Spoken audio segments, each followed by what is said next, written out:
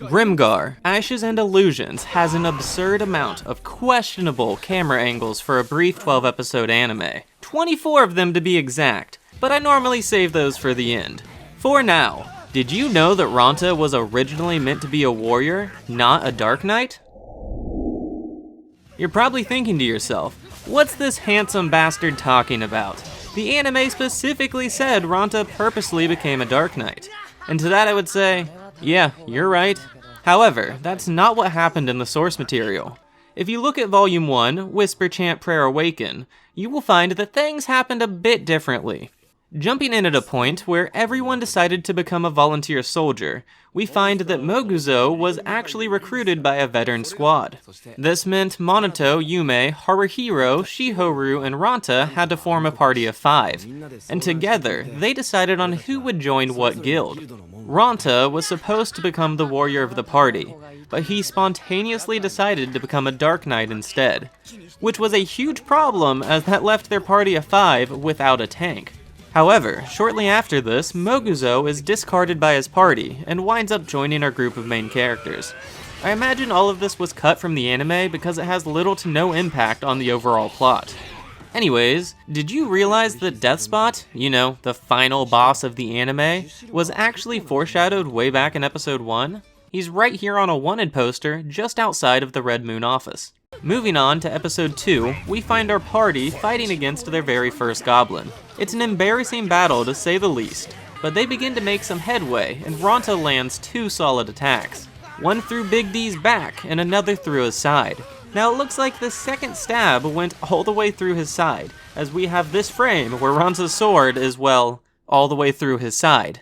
The issue I have, however, is that moments later, we can see that Big D doesn't have an exit wound from this stab.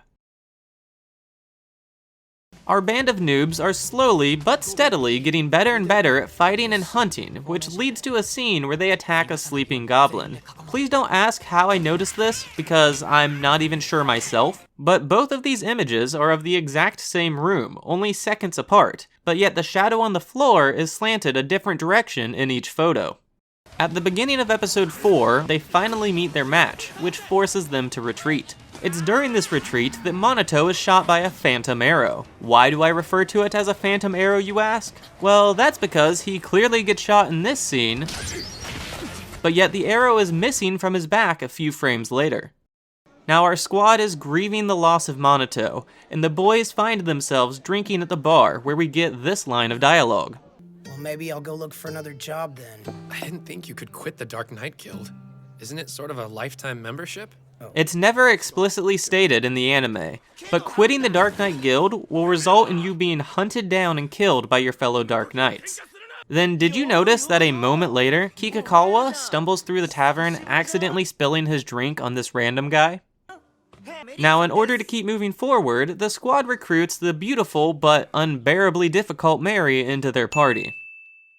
In an attempt to learn more about Mary, the squad seeks the help of Shinohara, a legendary warrior who leads the Orion clan. As the name suggests, Orion is named after the stars.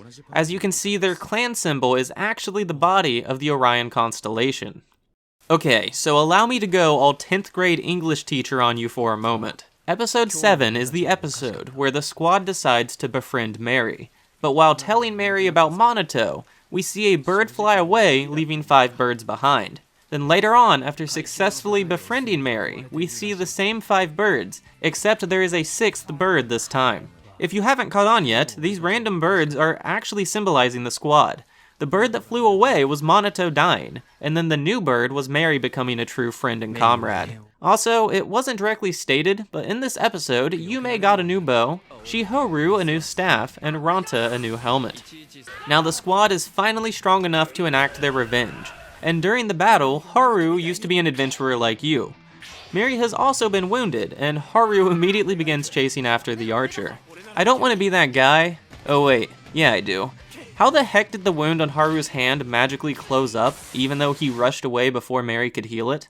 Then did you notice how this transition shows the goblin looking almost friendly? That's because goblins in this world are not inherently evil. The books actually dig into this aspect of Grimgar way down the line.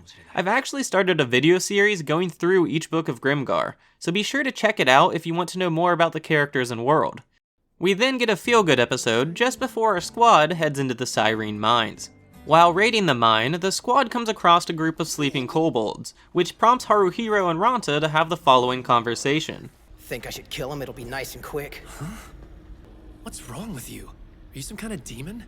Excuse me, isn't this the same group of soldiers who purposely attacked my man Big D Intensity 6969 while he was sleeping?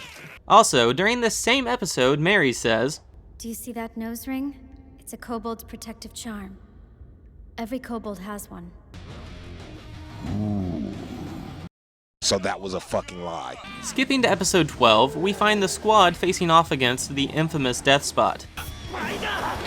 Don't try to sound cool. That move didn't look anything like the move Spider. You are literally just strangling him. Also, there's absolutely no universe in which you could convince me that Haruhiro was able to break through Death Spot's sword with his puny-ass dagger. By the way, Haruhiro doesn't have nipples. And if you're wondering what badass name they gave to Moguzo's new sword, well, it was Chopper, according to the novels. Anyways,